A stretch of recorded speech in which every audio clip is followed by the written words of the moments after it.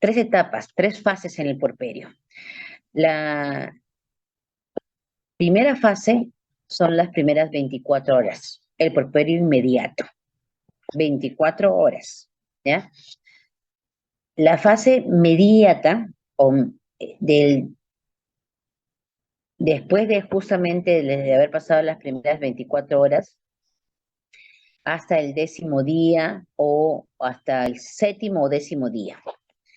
Y luego después la fase tardía, hasta los 42 días. El puerperio normal incluye desde luego del alumbramiento hasta 6 semanas. Por eso se le dice la cuarentena, la llamada cuarentena.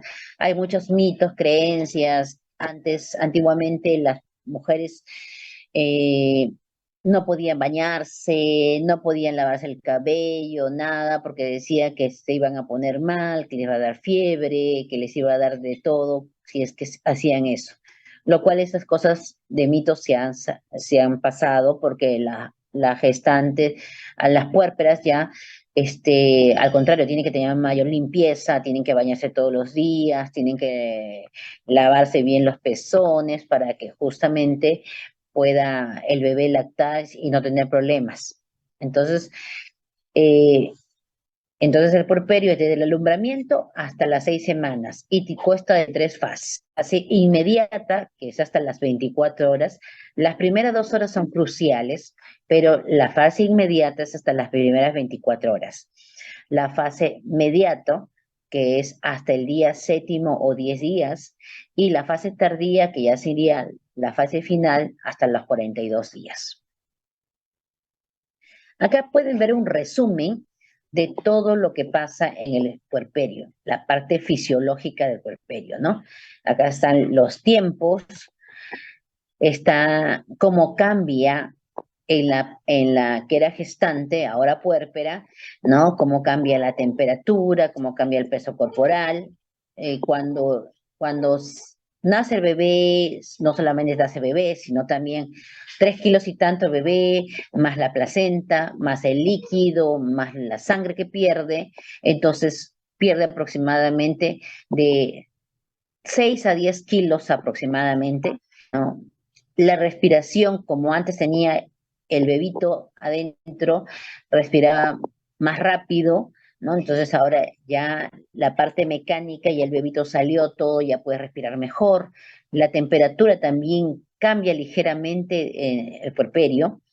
Eh, Cuando baja la lactancia, que es ya los primeros días de la lactancia, primero el calostro y luego la leche normal, entonces va a haber un poquito de temperatura, en algunas mujeres más que otras, pero eso no significa que tenga una infección.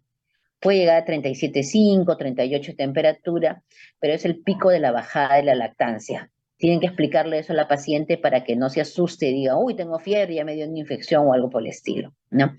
El sistema endocrino, el aparato urinario, todo va cambiando. Lo vamos a ir viendo poco a poco. Y acá lo importante es cómo va cambiando el útero, ¿no? Cómo al inicio está prácticamente a la altura del ombligo, luego va bajando y luego ya definitivamente está intrapélvico, ¿no? Entonces, este es un esquema de lo que vamos a ver ahorita, ¿ya? También es otro esquema de cómo va cambiando el tamaño. Ustedes se acuerdan que por anatomía, que el útero de una paciente que no está gestando pesa aproximadamente en promedio de 80, 100 gramos. Es el promedio de una gestante, de una persona que es nulípara. Ese útero llega a crecer y a pesar aproximadamente 1 kilo al terminar el embarazo.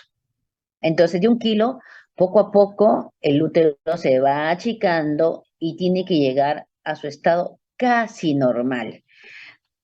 Es como si ustedes tuvieran un globo, lo inflaran, lo desinflan, es igual, no queda igual. Siempre va a quedar un poquito más ancho ese globo. Entonces, en una paciente que ya tuvo, ya sea parto vaginal o parto por cesárea, ya tenía un bebé, el útero no queda totalmente igual que como cuando no tenía bebé, ¿ya? Ese es uno con respecto al útero.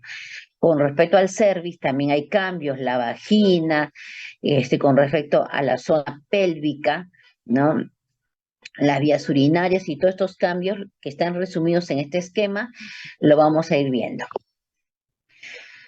Entonces, el útero, peso del útero aproximado, una vez que ya que está por expulsarse el bebé, es 1,2 kilos, kilo y medio, dependiendo del tamaño del bebé, ¿no? Si el bebito tiene más o menos 4 kilos, pues va a pesar más el útero. Si el bebé pesa 2,5 kilos, el útero va a pesar un poco menos. Entonces, el promedio es kilo y medio, lo mucho. A los primeros 7 días baja a 750 gramos o 500 gramos, dependiendo del tamaño que ha tenido inicialmente. Y se hace intrapélvico en las primeras 2 semanas, ¿ya? Entonces, definitivamente, si ustedes van a hacerle un examen ginecológico a una paciente que tiene 3 a 4 semanas de puerperio, lo van a encontrar intrapélvico porque ya por encima ya no lo van a palpar, ¿ya? Entonces, ni bien nace el bebito, el útero se queda a la altura de la cicatriz umbilical. Es una referencia para que ustedes sepan. Obviamente que aquellas pacientes delgadas, que son su primer hijo, que son adolescentes y que son jóvenes, ustedes, nace bebé, nace placenta y al final el útero lo encuentran pero bien chiquitito, ¿no? Pero no es lo común. Lo común es encontrarlo, ni bien nace bebé, a la altura de la cicatriz umbilical o 1 centímetro por debajo de la cicatriz umbilical, ¿no? Entonces, poco a poco va disminuyendo, va eliminando los loquios, ¿no? Todos los tejidos, y por esa razón es que el útero se va achicando. Este es un esquema de cómo está el primer día, tercer día, quinto día, séptimo día y noveno día.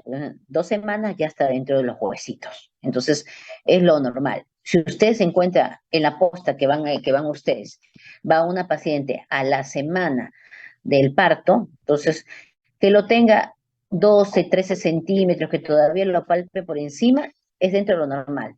Pero si una paciente me va a las 3 semanas a un control o 4 semanas a un control y el útero lo encuentro grande, tengo que ver por qué motivo lo tiene grande. Puede tener, no que tenga problemas de placenta, de que le ha quedado restos, ni nada por el estilo, porque la paciente estaría pues ya en emergencia si hubiera tenido fiebre o restos, sino que puede ser que la paciente tenga otras patologías como miomas, adenomiosis o XP.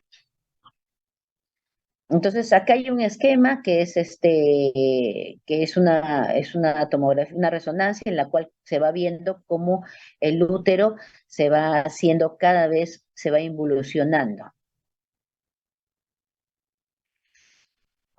El cambio no solamente con el miometrio del útero, sino también cambia la parte endometrial, ¿ya?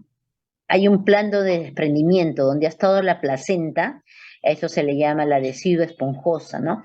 La adhesiva compacta que se elimina con la placenta, excepto si hay ecretismo, ¿no? Entonces, esa parte de ahí queda como un cráter, como si estuviera dañada la parte de ese útero, de la parte de endometrio, porque ahí ha estado implantada la placenta. Pero todo eso se va eliminando y se va achicando. La regeneración endometrial a expensas del fondo de las glándulas endometriales. Quiere decir, las glándulas endometriales más profundas son las que van a regenerar esa parte del endometrio. Los loquios son formados por células endometriales lisas, fibrinas, y el lecho placentario tiene contenido linfocitario y trombocitario vascular, ¿ya? Usted sabe que el embarazo es un factor para hacer trombosis muy alta, más o menos es un promedio de 20 veces más que una paciente que no esté embarazada. Cuando nosotros damos, y van a verlo en la clase de planificación familiar, damos progestágenos y estrógenos, obviamente los estrógenos tienen mayor factor de hacer trombosis vascular, pero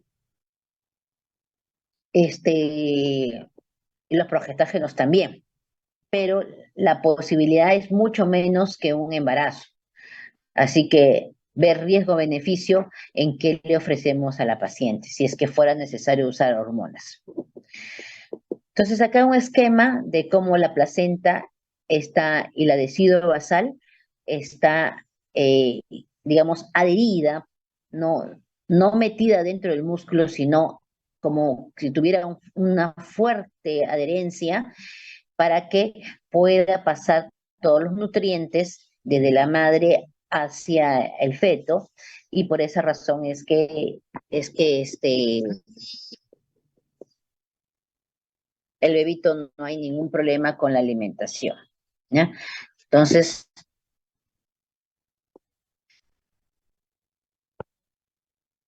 acá también tenemos otra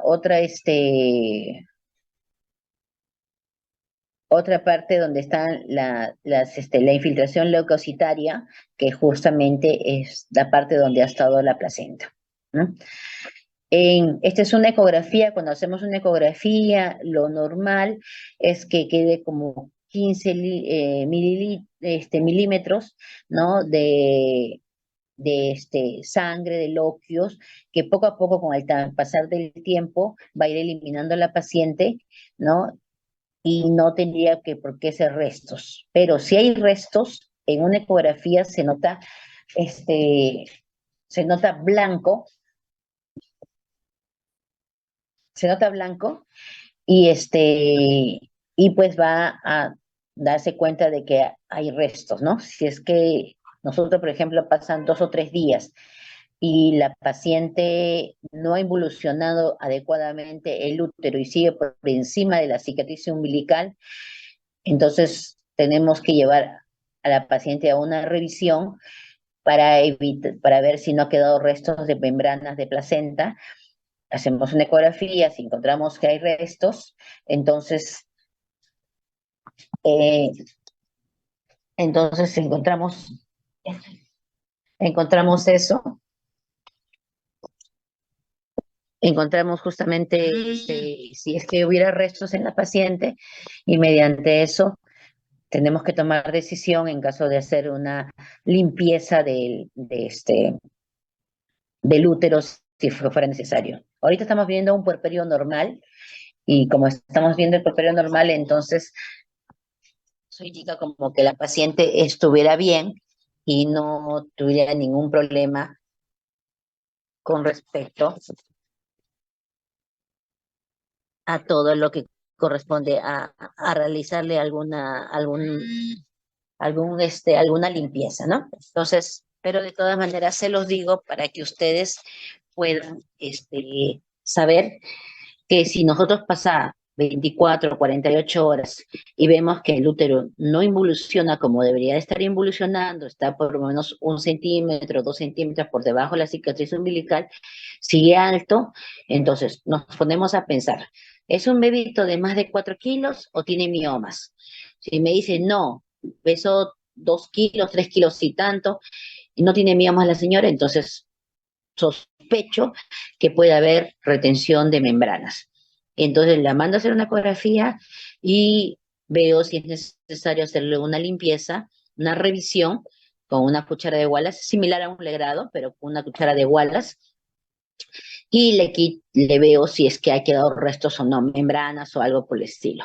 Si no veo que no hay nada, bueno, pues entonces ya se va más tranquila, porque si no, pasan los días, si la paciente hace fiebre, si todavía tiene membranas ahí adentro o lóqueos incluidos, entonces hace fiebre, y ahí sí ya no es por la bajada de la leche ni nada por el estilo, sino porque ha habido una retención de membranas o de cotiledones o parte de la placenta, por lo cual hay que hacer un legrado y luego hay que dar antibiótico y diferentes cosas, ¿ya? Entonces, eso es con respecto al endometrio. Ahora, con respecto al cervix. El cervix al inicio está, ustedes saben que durante el trabajo de parto, el cervix no es que se va a cortar, se va a desaparecer ni nada por el estilo, simplemente se borra y se ancha. Entonces, algo que se borró y se anchó va a tener que volver a formarse. Después del nacimiento del bebé, y de la placenta, entonces el cervix de que está lacerado, congestivo, flácido, recupera su tamaño más o menos a los 3 días, ¿ya? Y luego, poco a poco se va cerrando y va adquiriendo su forma anterior. El orificio cervical interno se cierra a las 2 semanas y el orificio cervical externo lo hace más lentamente dentro de los 42 días. Por ese motivo es que se le dice a la paciente que tiene que no tener relaciones sexuales durante los primeros 42 días después del parto, la cuarentena. ¿Por qué? Porque el orificio cervical interno y externo están abiertos. Al estar abiertos, todas las células de la vagina, y si la pareja tiene alguna infección, le va a pasar directamente al útero, a las trompas y va a ser una endometritis. ¿Ya? Entonces, por ese motivo es que se le dice a la paciente no tener relaciones sexuales. ¿Ya? Eso es el motivo, que el cervix no se cerró totalmente. Algunas pacientes, el orificio cervical externo no se llega a cerrar totalmente y hace un ectropio. El mal llamado ectropio. El llamado ectropio, ¿por qué? Porque queda como una boquita abierta el cuello del útero, en lo que nosotros vemos a nivel de un espéculo, ¿no? Entonces, no es un problema que la paciente tenga una infección o tenga una herida o tenga un cáncer, sino que no se ha cerrado el orificio cervical externo, ¿ya? Entonces, por eso es que las pacientes siempre, cuando vemos una herida o algo, señora, ¿cuándo fue su parto? Desde ahí quedó con flujos, descensos, tal cosa. Ah, sí, no, ya nos indicará, ¿ya? La vulva está edematosa, está de un aspecto así la primera semana y luego por poco a poco la vagina, todo va haciendo, volviendo a su estado anterior. Ahora, con la lactancia, la mujer está con los estrógenos disminuidos. Entonces, al momento de lactar, no segrega buena cantidad de secreciones a nivel de la vagina, entonces puede sentirse un poco seca, por si acaso. ¿Ya? El suelo pélvico se recupera lentamente, obviamente, porque con el parto ha sido un trauma para el suelo pélvico, si ha sido parto vaginal, y definitivamente pues tiene que recuperarse toda la musculatura, todo el tono muscular del suelo pélvico, porque prácticamente se ha roto totalmente. Este, la pared abdominal, las estrías y todo de lo que estaban rojas durante el embarazo se van a volver medias grisáceas a blancas. Esas son las estrías de una mujer que ya ha tenido un bebé y pues se ha distendido demasiado la piel, que no tiene buena elasticidad su piel, y por ese motivo es que se rompen las células y se forman las estrías. Al inicio son rojas, pero con el pasar del tiempo se van volviendo blanco nacarado. El peso.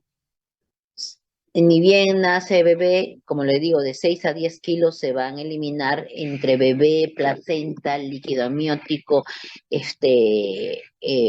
peso del útero mismo, de los locos que se eliminan. Entonces, aproximadamente la señora siempre va a preguntarle, ¿a qué tiempo ya voy a recuperar mi peso anterior? Con la lactancia, poco a poco va a ir recuperando su peso en promedio de 6 semanas. Promedio, no es algo exacto. Como se dan cuenta que hay dos figuras. La figura B es cuando la mujer no ha tenido hijo por parto vaginal, ¿ya? Como no ha tenido hijo por parto vaginal, el cuello está totalmente cerrado, está puntiforme, ¿ya?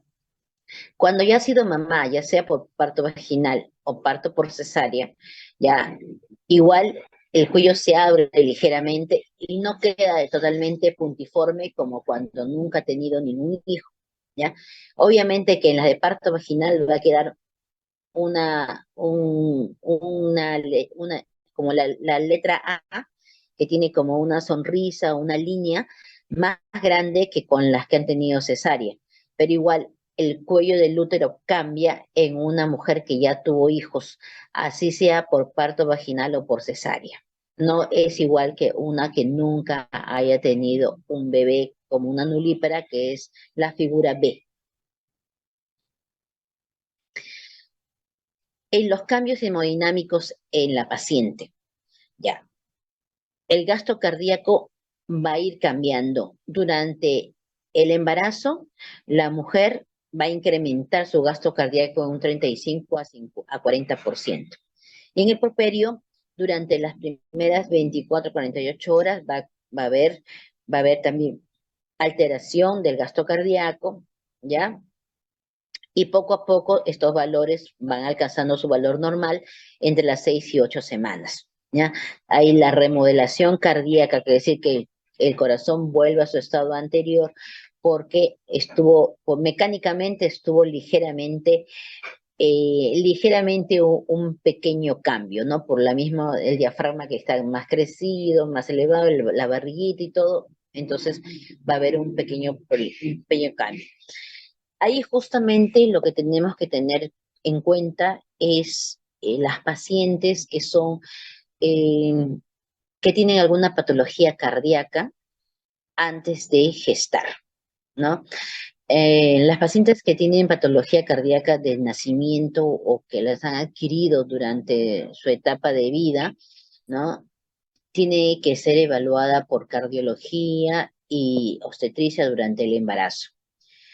En ellas tenemos mucho riesgo de muerte materna durante la cesárea, porque si tienen gran riesgo, no se les somete a parto vaginal por si acaso, eso va a depender del cardiólogo de que nos informe sobre la mujer. Y si es sometida a cesárea, hay muchas pacientes que justamente por esto del gasto cardíaco y todos los cambios hemodinámicos que hay en ella, pueden fallecer en el transcurso de la primera semana de puerperio, ¿ya? Esto va a depender de la falla cardíaca que tenga.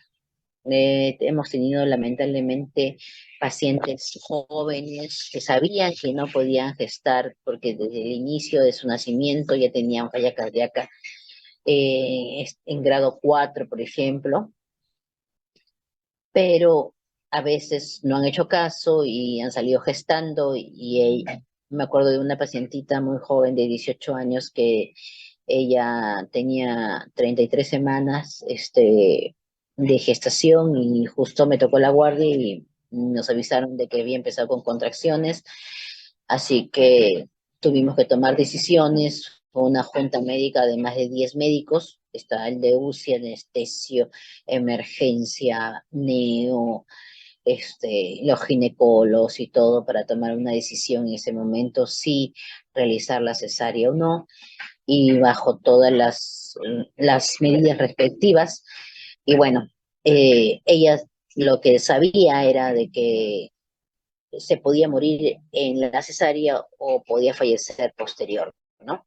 Porque ella ya lo sabía. Era consciente de eso, pero igual salió embarazada, no se cuidó y el papá justo eh, eh, eh, estaba muy acongojado porque supuestamente ella se quiso juntar con su pareja y el papá les advirtió que por problema médico ella no debía salir embarazada. Pero bueno, la bebé o su bebé nació, ella pasó a UCI, pero lamentablemente en el transcurso de los días hubo una falla, un paro respiratorio y pues falleció la paciente, muy joven.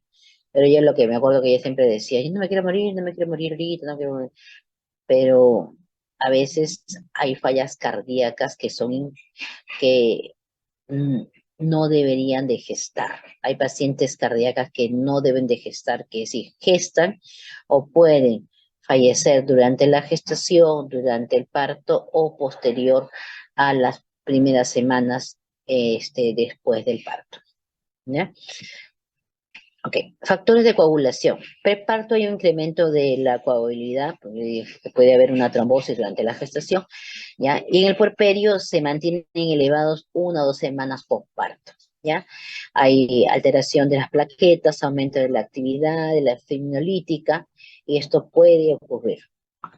Igual en los cambios hematológicos, hay una marcada leucocitosis y trombocitosis en los primeros días postparto, más no debería de haber desviación izquierda. Si hay desviación izquierda es porque hay una infección. pero si solamente hay leucocitosis, trombocitosis, es por parte de la misma gestación o del puerperio. Puede existir reacciones leucemoides, también puede existir, sin desviación izquierda, como le dije, ¿no? La hemoglobina de hematocrito disminuye moderadamente hasta un 16%. ¿Ya? Cambios en el tracto urinario. Entonces dije, vamos a ver cada uno de ellos. La mujer no solamente es barriguita, sino es todo su organismo. Permanece la hiperfiltración glomerular en el embarazo en los primeros días del puerperio, pero retorna a su normalidad en las primeras 2 semanas. ¿Ya? Quiere decir que orina bastante y todo va, va como a aclararse que la creatinina está más. Una creatinina normal en una paciente mujer es 0,7, 0,9, ¿no? En cambio, en una gestante es 0,5, 0,4. Entonces, no se asusten y ahí me sale alterado, muy disminuido la creatinina o la urea. Es normal por la hiperfiltración glomerular. Es normal. Yo diría, yo me asustaría si veo una creatinina dentro del patrón normal y está gestando. Entonces dije, ay, aquí hay daño renal, ¿no? Porque ya sé que en una gestante hay una hiperfiltración glomerular. Entonces la creatinina siempre va a tender a estar pequeña, menor, y la urea igual, ¿ya? La dilatación uretral y pielocalicial, sobre todo la derecha, disminuye a las 2 primeras semanas y se distribuye al estadio normal entre las semanas 6 y 8. Puede haber infección urinaria, puede haber el trauma vesical por el mismo edema y hemorragia submucosa, por el mismo parto, cuando la mujer no ha orinado adecuadamente y la vejiga estaba llena y nació el bebé y puede haber orina con sangrado, hay que estar vigilando que no se formen las fístulas, ¿ya? Otros cambios, a veces se le cae mucho el cabello, ¿no? Eh, hay hay un problema de disminución ósea, ¿no? A predominio del cuello femoral, ¿no? Que es reversible con el ejercicio y tomando el calcio, ¿no? Puede haber depresión y cambios emocionales frecuentes en una paciente. Pueden llegar a una psicosis posparto, ¿ya? Y que tiene que ser tratamiento por psiquiatría, ¿ya? Entonces, eh, aquellas pacientes que rechazan su bebé y que todo lo ven llorar, todo, y no están fingiendo, ¿no? Porque hay muchas que pueden fingir para tener ganancia secundaria también, ¿no? Algunas que no están fingiendo tienen que ser vistas por el psicólogo, el psiquiatra, y a veces recibir tratamiento, porque es tanto el cambio hormonal que les provoca un rechazo, una depresión postparto. Los cambios hormonales son varios, ¿no? En el estrógeno, la progesterona caen bruscamente y al 10.º día la progesterona es idéntica a la primera fase proliferativa recién. ¿Ya? Las gonotrofinas se mantienen ligeramente elevadas en la madre que da de lactar, así que por eso es que la lactancia exclusiva, famoso MELA, es lo que significa el método de lactancia exclusiva materna, ¿no? Algunos dicen que durante los primeros 3 meses es lo ideal si es que la madre da lactancia exclusiva de más de 10 tetadas durante el día. Pero si la madre se va a trabajar a la semana, a las 2 semanas recién después del parto y tiene que darle complemento, entonces ya el famoso MELA no funciona. Algunas creen que sí, que como estoy dando a lactar, no puedo salir embarazada, pero si las lactancias no son muchas, entonces lamentablemente el MELA no funciona y la paciente se confía y después sale embarazada, estando dando de lactar a su bebé, teniendo 3 a 4 meses su bebito, y sale embarazada. Nunca vio menstruación, porque obviamente la ovulación es antes que la menstruación, y entonces por eso a veces nunca ven menstruación, ¿no? Y a veces en un año yo he tenido pacientes que en un año nació su bebé en enero y nació su otro bebé en diciembre, ¿ya? Entonces, puede ocurrir, puede ocurrir. ¿Puede ovular? Sí, Si ya no da lactar, puede ovular en el transcurso del primer mes. Los niveles elevados de prolactina por la lactancia, ¿no? Eso va aumentando por cada succión. Y como el bebé succiona, si hay lactancia, hay succión, entonces la prolactina bloquea el ciclo menstrual. Si la madre no debe lactar, puede recuperar su función ovárica muy rápido en el transcurso de las 2 semanas y al mes. ¿Ya? Ok, en lo que es loquios, los primeros días, es más rojo vivo, ¿no? Lo que rubra, como le llama. Luego, después, en el tercer, séptimo, a partir del tercer o cuarto día, ya los loquios son cerosos. Y luego, a partir del 10.º día, los loquios son medios alba, ¿no? Que son prácticamente medios rosados, así, ¿no? Ahora, tienen que explicarle bien a la paciente que durante los 42 días puede menstruar, puede sangrar, ¿ya? Puede ser que le pare y que vuelva a sangrar, sí. Explíquenselo cuando se va de alta, porque la paciente a veces viene asustada y dice, ya dejé de sangrar al día 20 y al día 30 he vuelto a sangrar. ¿Pero por qué? ¿Qué está pasando conmigo? No sé cuánto. Y eso es parte de lo normal. Entre las primeras 42 días, la mujer puede eliminar los loquios, ¿ya? Ahora, con respecto a la hemorragia, una de las primeras, la primera causa a nivel del país es la atonía uterina, ¿ya? Que ocurre justo después del alumbramiento de la placenta, ¿no? En un parto normal es 500 centímetros de sangre que se pierde. En una cesárea es 800 a 1000, ¿ya? Pero ¿qué sucede con atonía uterina? El útero crece, está blando, no está duro, sino está crecido más arriba de la cicatriz umbilical, se palpa blando y, no, y la paciente comienza a sangrar como hemorragia. Tienes que actuar rápido si es que ocurre esto.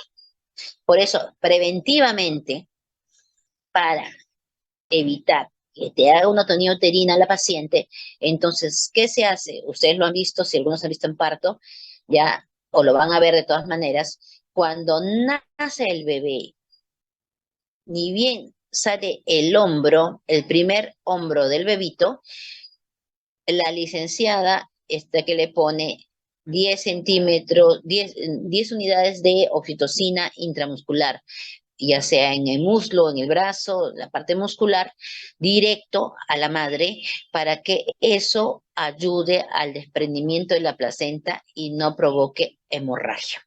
Entonces, la oxitocina, el misoprostol, la ergotamina, los derivados de la carbamazepina nos van a ayudar a evitar justamente hemorragias maternas. Ahora, ya si hay un problema de acretismo placentario, obviamente la placenta nunca va a salir completa, va a quedarse parte ahí o se queda retenida totalmente y bueno, hay que entrar a sala corriendo con la mamá, ¿no?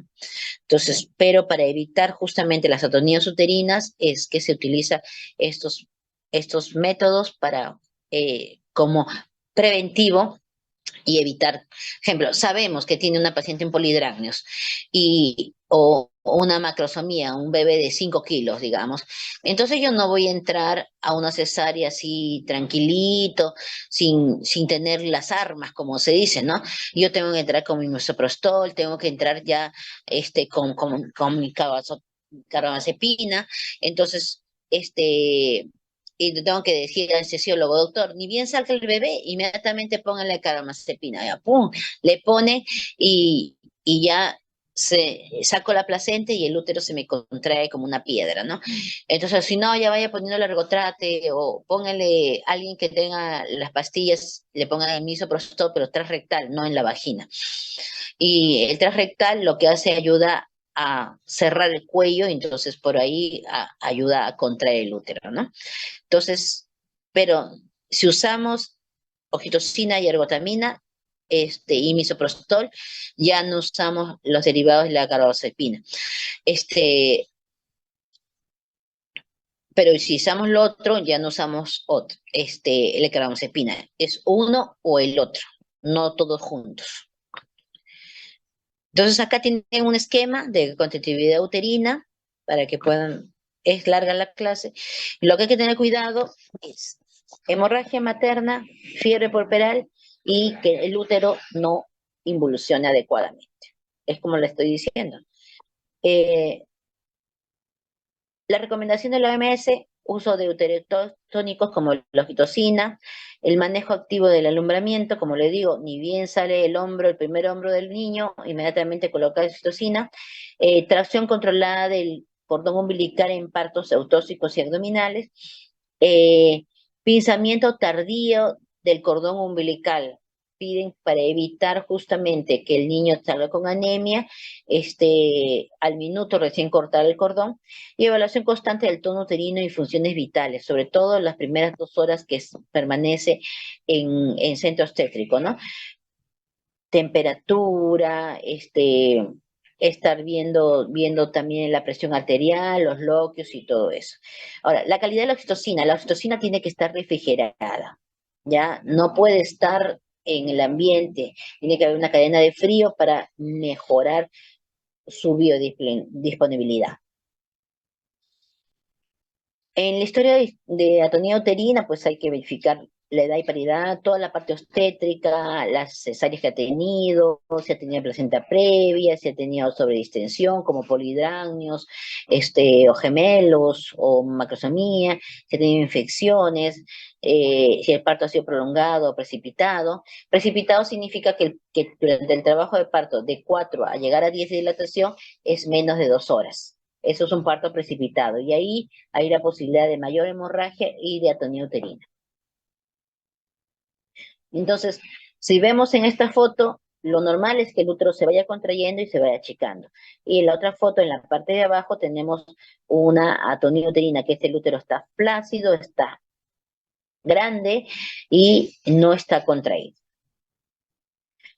Causas más comunes de falla de contracción uterina, la atonía uterina, más comunes en el puerperio, trauma del canal del parto, que hubiera alguna lesión a nivel cervical o vaginal que me llegue a comprometer otros órganos como el colon, por ejemplo. Retención de restos placentarios y trastornos de la coagulación son las causas más comunes que se puede dar después de un puerperio. ¿Ya?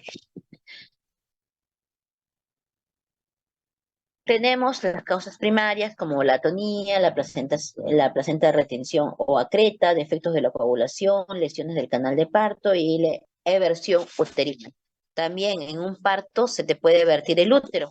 El útero puede salir evertido y tienes que ingresar inmediatamente a sala y hacer una esterectomía si el útero ya salió. Las causas secundarias, retención de restos placentarios, involución uterina, como le dije, retención de restos, endometritis, trastornos de la coagulación. ¿Ya? El manejo inmediato.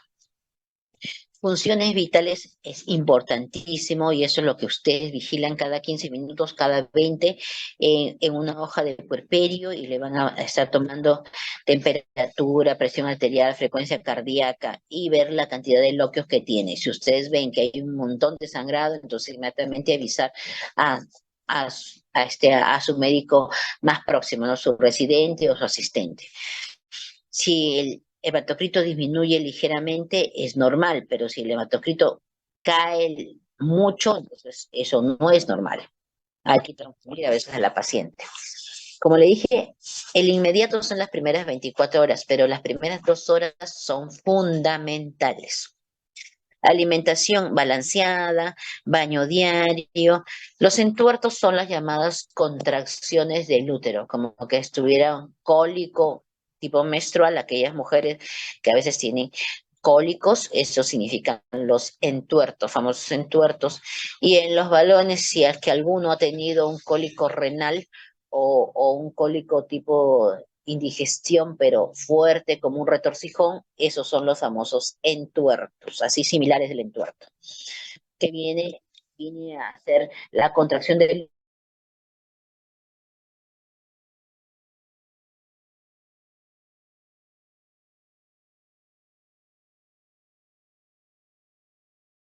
¿ya?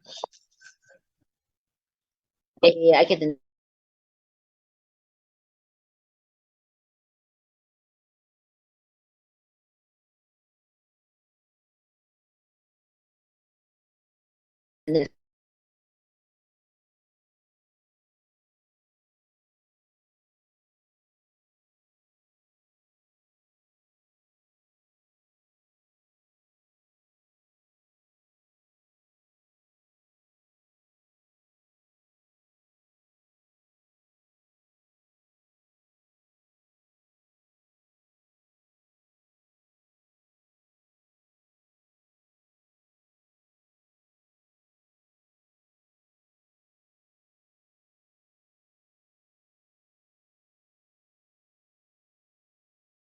¿Me escuchan, chicos? Sí, doctora. Sí, doctora. Sí, no sé qué pasó. ¿Dónde? A ver, un ratito voy a volver a cargar.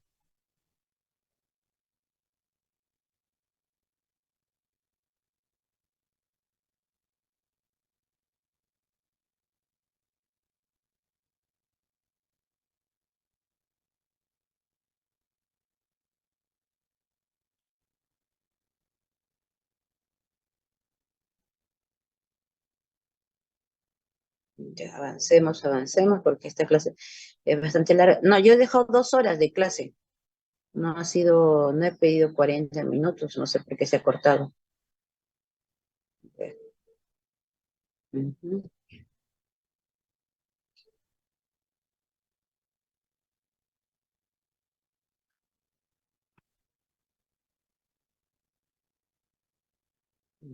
Ok, ya estamos llegando ahorita. Ok, como le dije, la parte de inmediata es fundamental. El alta hospitalaria se da a las 24 horas cuando es parto vaginal y cuando es parto por cesárea 72 horas. Si es que no hay complicaciones y no hay fiebre ni nada. El puerperio inmediato la paciente lo hace en su casa, ¿no? Siempre hay que estar vigilando, indicándoles que no que vigile la temperatura, que vigile el reloj, que si hay mucho sangrado, que venga por emergencia, que la lactancia del bebé y todo eso. Normalmente las pacientes lo que hacen es mastitis y tienen que tener, o hacen problema de dehiscencia de la episorrafia y piensan que van a venir y que les van a cortar, que les van a volver a coser, y eso es mentira o de licencia poscesaria o infección de ahí también, eh, fasciitis necrosizante en la herida operatoria, entonces hay que dar todo eso, ¿ya? Y en el periodo tardío, ya finalizando, ¿no? Entonces hay que valorar las secuelas del parto, ofrecer la anticoncepción y los consejos promocionales de la salud, ¿no? Como le dije, puede haber fístula vagino, eh, colónica al recto, ¿no? Y ahí sí, si hay fístula, se tiene que hacer colostomía y todo un problema. Ya, entonces, cada día en el mundo mueren, más de 1.000 mujeres por complicaciones relacionadas con el embarazo o el parto, ¿no? Mueren. La mayoría de muertes son evitables, sobre todo teniendo un buen control prenatal, una atención especializada del parto y una atención y apoyo en las primeras semanas del posparto, ¿no? Entonces, como le digo, hay que tener sus armas, sobre todo para la neumonía uterina, que es la primera causa de muerte a nivel nacional. No sé si ya cambió o no cambió, que yo sepa, hasta hace pocos años nomás seguía siendo la primera causa de muerte a nivel nacional. A nivel de Lima había cambiado la cosa, porque a nivel de Lima ya no era una primera causa de muerte, la primera causa de muerte era la preeclampsia, ¿ya? Entonces, pero a nivel nacional, donde hay territorios tan alejados que ni siquiera pueden llegar nadie, las tienen que traer a veces la paciente en caballo o así caminando y todo, entonces puede ocurrir sobre todo los problemas de atonía uterina. Las causas principales de la muerte en, en, en la gestante, en las puérperas, las hemorragias graves, las infecciones, los abortos no seguros, ¿no? Los trastornos de hipertensión de la gestación como preeclampsia y eclampsia, ¿no? Entonces, son causas de muerte. Ahora, con respecto a la lactancia materna, como ustedes ven, durante todo el embarazo va, va a ir preparando las mamas para que cuando nazca el bebé ya tenga de dónde lactar, ¿no? Porque si no, imagínense, ni bien que se vaya a preparar las mamas, ni bien nace el bebé. La OMS recomienda en los primeros 6 meses de vida, ¿no? Luego inducir alimentos sólidos y poco a poco complemento de lactancia materna durante los primeros 2 años o más, ¿no? Sobre todo en países donde no hay otro medio de comer, ¿no?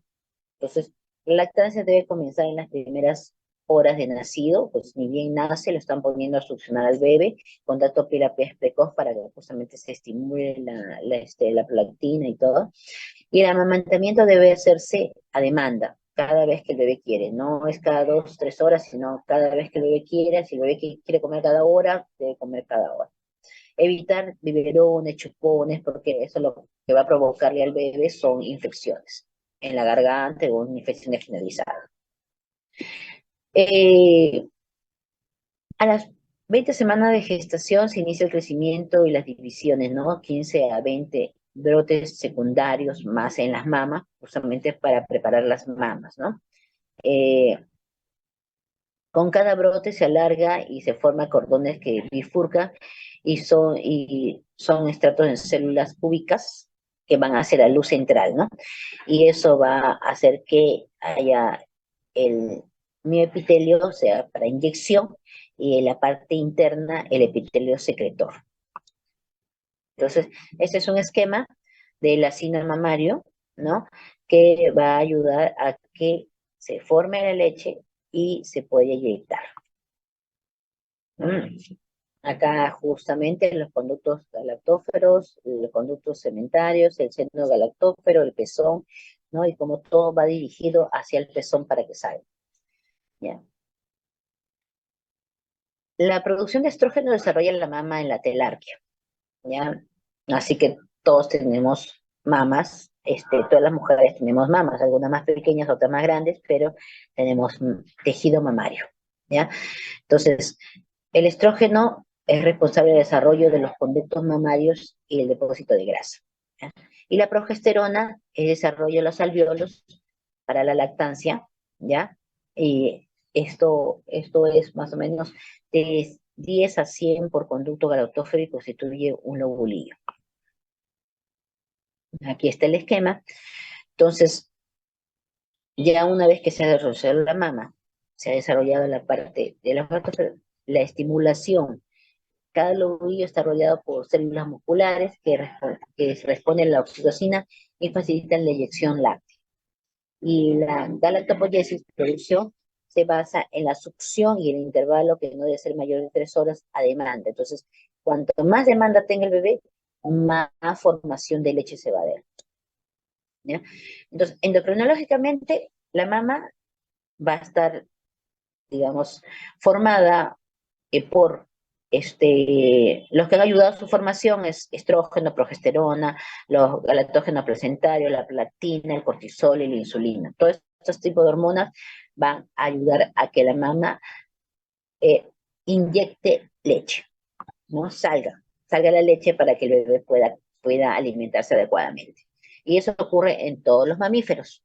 No somos los únicos. Todos los mamíferos tienen ese tipo de peculiaridad. En el parto hay una caída del estrógeno y la progesterona, y luego aumenta la progesterona, y eso hace que estimule la lactosa sintética e incrementa la lactosa de la leche materna, ¿no? Al aumentar la progesterona, la prolactina actúa sin antagonismo y estimula la formación de la alfa-lactalbumina. La prolactina también cae después del parto, pero se incrementa con cada estímulo de la succión, lo que restringe la liberación del factor inhibidor de la prolactina del hipotálamo, ¿no? Entonces, la neurohipófisis secreta oxitocina de manera pulsátil ante la succión, llanto, susto o estrés. Y eso va a ser un ciclo en la cual está involucrado el hipotálamo, está involucrado la hipófisis, y va a segregar la prolactina, va a ser los glucocorticoides, también va a liberar oxitocina, y entonces por ese motivo es que la mujer cada vez que da de lactar los primeros días siente que le baja más sangrado porque el útero se contrae. Una vez que libera oxitocina, también el útero se contrae y va a eliminar los bloqueos poco a poco. Entonces, acá hay el esquema de la lactancia, de la parte de lactancia, ¿no? En lo que hemos estado viendo anteriormente, en el esquema anterior. ¿Ya? Lo que es la latogénesis primaria, número 1, ¿no? Maduración del tejido mamario durante el embarazo. Va a haber en el embarazo hay crecimiento identificado de los sistemas ductos y lóbulos alveolares.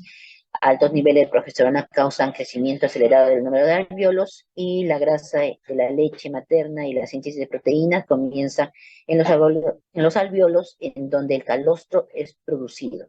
Pequeñas cantidades y segregadas dentro de los conductos. La latogénesis secundaria, síntesis de la leche madura, ¿ya? Es la etapa final del desarrollo mamario durante la lactancia.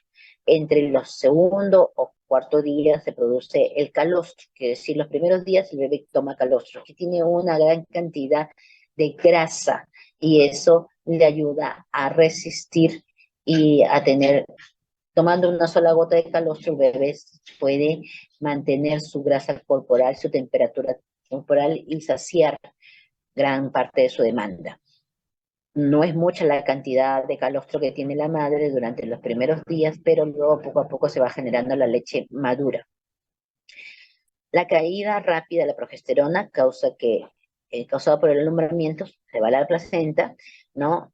Libera completamente el rol secretor de las células alveolares y la leche es liberada dentro del lumen alveolar y luego dentro de los núcleos tales, ¿no? El mayor flujo en la mama aporta la glucosa y el oxígeno. La latogénesis terciaria o 3, producción de la leche madura, ¿no? Y ya a partir del tercer o quinto día, ¿no? Hay un proceso de mantenimiento de la lactancia, ocurre en el transcurso de la succión de la mama durante su amamamiento y depende de la producción y la transferencia adecuada, ¿no? Pero realmente, anormalmente las mamas pueden ser afectadas por la producción de leche. Aunque hay mujeres que a veces no, así les jale, no tiene buena lactancia, no tiene buena leche la mamá, ocurre en pacientes que tienen muy poca cantidad de tejido mamario. Ocurre. Hay también algunos pacientes que a veces tienen poca cantidad de tejido mamario, pero más grasa. Pueden tener mamas grandes, pero la cantidad de tejido mamario es poca. Entonces no tiene buena cantidad de leche, ¿no? La latogénesis cuarta es la involución y el cese que ocurre si hay transferencia, ¿no? Entre 24 y 48 horas o no hay episodios de 6 episodios en 24 horas, ¿no? El volumen va disminuyendo y va habiendo una apoptosis y aumenta el factor inhibidor de la lactancia. Por ejemplo, aquellas mujeres que se van a trabajar y no se sacan la leche y no estimula a que la succión, entonces van a ir disminuyendo su cantidad de leche poco a poco. Aquellas que se sacan en el trabajo y se lo guardan la leche y se sacan cada 2 horas la leche materna, entonces es como que estuvieran estimulando, como si el bebé les lactara, pero el bebito jala mucho más que una máquina, así que no es igual sacarse la leche con la máquina que con el bebé, porque el bebito saca la leche final y esa leche final es la que hace estimulación de todas estas hormonas. ¿Ya? Entonces, bueno, la prolactina es la hormona galactotrófica por excelencia y la oxitocina es la hormona galactocinética, ¿no? Entonces, el rol de la leche materna. ¿Qué tiene la leche materna? El calostro y la leche tienen inmunoglobulina A, ¿ya? Y eso va a ayudar contra el E. coli, ¿ya? Inhibe adherencias de las bacterias a las superficies epiteliales y menor invasión en los tejidos, ¿no? Y interleucina 6, que aumenta los elementos mononucleares en la leche materna, y los linfocitos B y T, diferentes en la sangre, al aparecer memoria de la inmunoglobulina materna, ¿no? Entonces, esto va a hacer que mediante la leche materna el bebé va a estar mejor protegido. Obviamente que hay bebitos que no van a poder lactar ¿no? Por algún problema materno, ¿ya?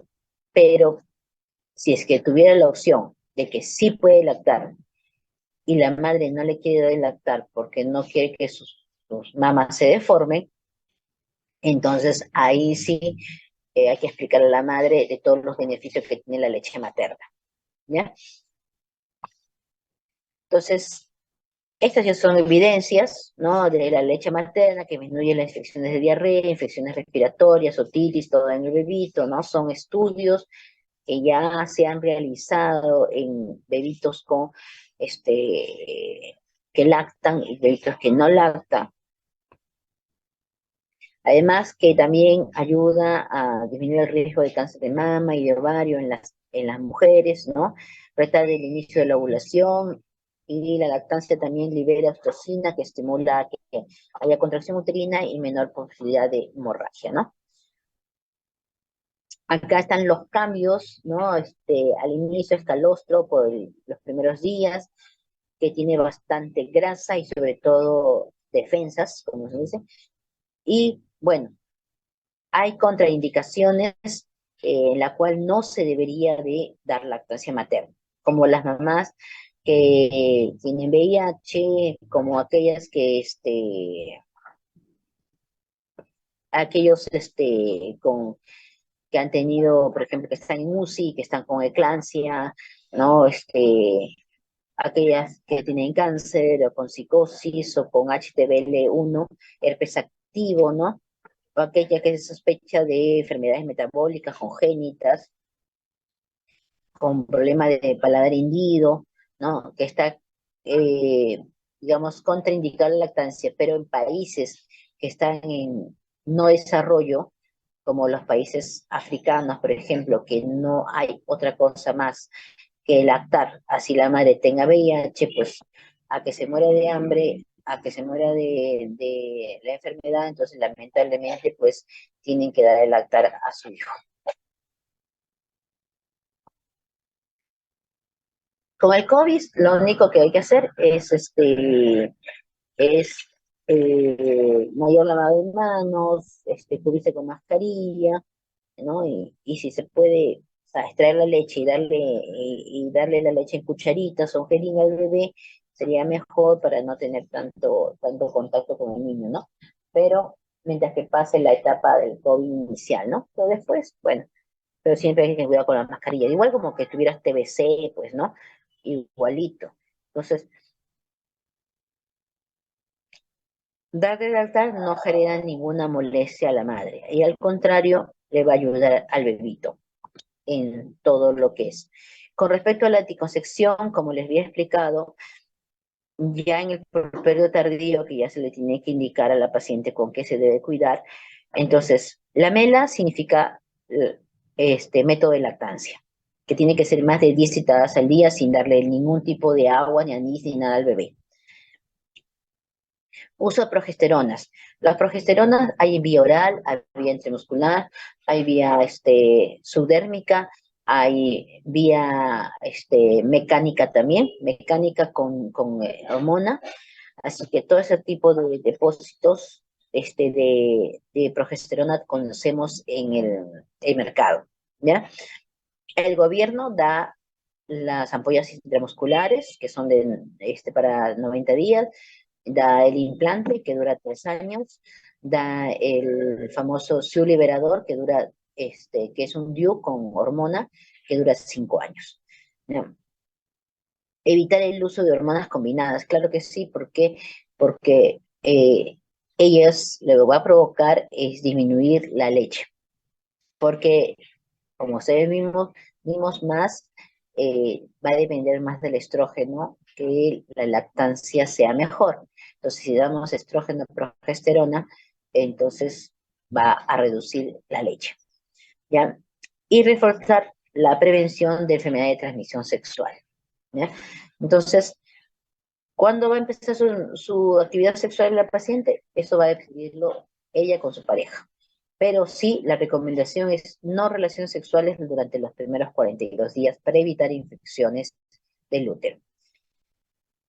Que puede haber dolor en la episorrafia, sequedad vaginal, es bastante común con la lactancia.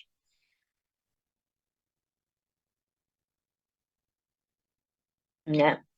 A las 2 semanas se restituye el tapomucoso. Hay que tener cuidado cuando la paciente me indica de que tiene secreción transparente, porque si no está usando ningún método puede estar ovulando y puede gestar, ¿ya? Las manifestaciones psicológicas en la paciente, pues puede haber angustia, rechazo, melancolía, que no es una buena madre, que no está haciendo las cosas bien, que algo le falta, que a veces la familia, ya sea por lado materno, lado paterno, le dicen, ay, ¿qué es esto? Ay, que lo otro, y se siente un inútil, ¿no? Entonces, en eso hay que hay que explicarles, ¿no? De que ellas no son inútiles ni nada por el estilo, simplemente que es parte de las hormonas, que hay cambios, y que, bueno, también explicar a la familia, pues, de que la deje participar en la crianza de su niño, porque ella es la responsable, así sea un adolescente, si la mamá asume, es decir, la abuela asume la responsabilidad del niño y la madre no asume, así tenga 15 años o 14 años, y no ha sido por violación, ¿ya? Entonces, ¿qué va a suceder? Que ella lo va a tomar muy fácil, el gestar, porque lo va a asumir otra persona, y se va a ir a discoteca, va a salir con otra persona, no se va a cuidar, y al final, pues va a inmediatamente salir gestando otra vez, y otra vez va a cuidar la abuela, ¿no? O la otra abuela de la otra familia o algo así. Entonces, la idea es que así sea adolescente, la madre sea responsable de cómo criar al niño, que amamante al niño, que le cambie los pañales, que la bañe, obviamente con asesoría de alguien más adulto que sepa, para que no le pueda hacer ningún tipo digamos, ningún tipo de lesión al bebito, ¿no? Que se le vaya a caer o que lo vaya a echar mucha agua muy caliente o algo por el estilo, ¿no? Pero, pero tiene que estar ella incluida. Y tampoco se le tiene que decir cosas ofensivas como que sea una persona que no sirve o que no sabe hacer nada, ni nada por el estilo, porque nadie nació sabiendo nada. Todos hemos nacido y hemos crecido y vamos aprendiendo con el pasar de los días. ¿Ya? Entonces, bueno, esta sería la clase de lo que es puerperio y lactancia materna.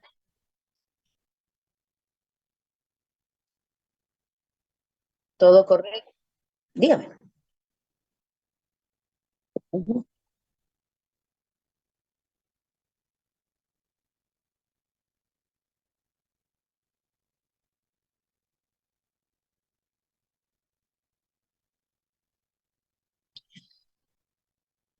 ¿A qué te refieres? ¿Que cubre qué?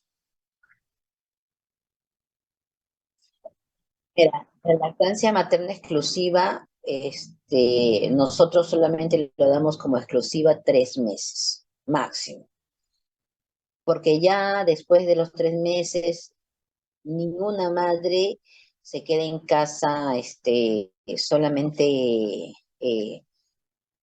si la señora tiene que salir a trabajar, por lo menos se va a trabajar de 4 a 6 horas o 8 horas. Entonces, después de los 98 días que da el gobierno de, digamos, para todo el preparto, ¿no? Y el parto, casi la mayoría tiene que volver a trabajar en el transcurso de los primeros 3 meses. Y les comienzan a dar leche artificial o agüitas y no son tan ordenadas las madres como para dejar su leche para una hora, otra hora y haberse sacado el día anterior toda la leche posible, ¿no? Entonces, como mela de 3 meses, y si está dando el lactar a su hijo más de 10 veces en el día, entonces hasta 6 meses, hasta antes de que coma. Si ya comienza a comer el bebé, y el bebito va a estar un poquito más lleno y ya no va a lactar tantas veces. Entonces ya el MELA no ayuda. Si a alguien le funcionó, creyó que le funcionó hasta los 9 meses, un año, es porque ha tenido la suerte de que no ha ovulado. Pero no es que tú puedas decirle a una persona de que sí, cuídate con la lactancia y con eso no te vas a- eso es imposible, ¿no? Después sale embarazada y nunca vio regla, porque ovula, se embaraza, porque no usa ningún método, se embaraza y inmediatamente gesta y no ve regla, pues. Ujú. ¿Alguna otra pregunta? Bueno, chicos, como les comento, ya las preguntas ya han sido enviadas a su encargada, así que ya este jueves que tienen examen, ya podrán responder. ¿Ya? Ok. Cuídense, chicos. Un abrazo para todos.